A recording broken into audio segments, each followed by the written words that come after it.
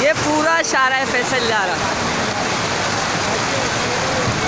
लोग किस तरह परेशान हैं और बहुत से लोग माशाल्लाह ऐसे भी हैं जो मस्ती मजाक में लगे हुए हैं।